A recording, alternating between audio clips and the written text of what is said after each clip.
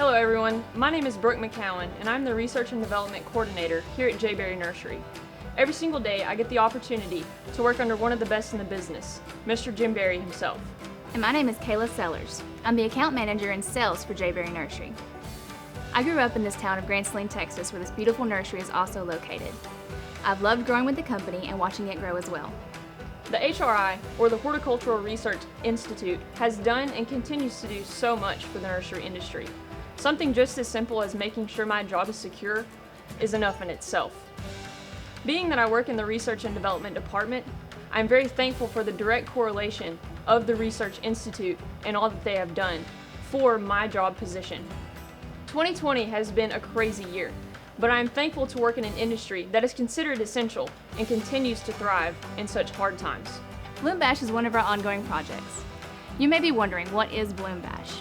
Well, at Jayberry Nursery, we're continuing to expand the beauty of these products by mixing the colors and creating a paradise in a pot.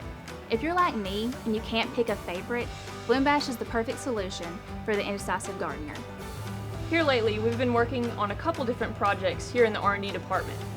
One of which is where we had tried to incorporate different products from our nursery, such as crown jewel begonias, and put them in the same pot as our Hollywood Hibiscus, for example. Our second project we've been working on is what we call our Hollywood Hibiscus production profile. In this profile, we incorporate sizes such as quarts, 8-inch, and even 2 gallons. In the 8 inches and 2 gallons, we plant 4 50-count liners per pot. This ensures a full-bodied, well-rounded plant for our grower, which ultimately will in turn lead to a quicker turnaround time for a more beautiful plant for our consumers. We have also recently launched our online sales as a part of a response for the COVID-19 epidemic. This has turned out very positive for our nursery, merchants, and the customers that get beauty delivered right to their doorstep. We're excited to share our passion with you, and we hope that 2021 brings new and improved strategies and growth and development for all. So at the beginning of your breeding program to do crop improvement, you've got to decide what are your breeding objectives. Tropical hibiscus people pretty much are looking for the flower.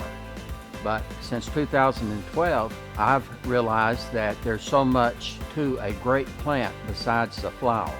So we select one plant and we pollinate another plant. And over time, we can marry the desirable traits and we can exclude the undesirable traits.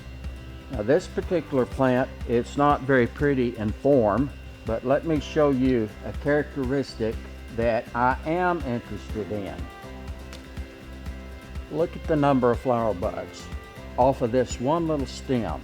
This plant would be very useful as a mama or daddy so that the next generation perhaps could include better foliage, a better flower, other traits married with this extreme bud count. We create about 3,000 embryos, seed a year from control crosses. And as soon as I get them germinated, I start being critical. If I don't like the foliage, I pluck it out.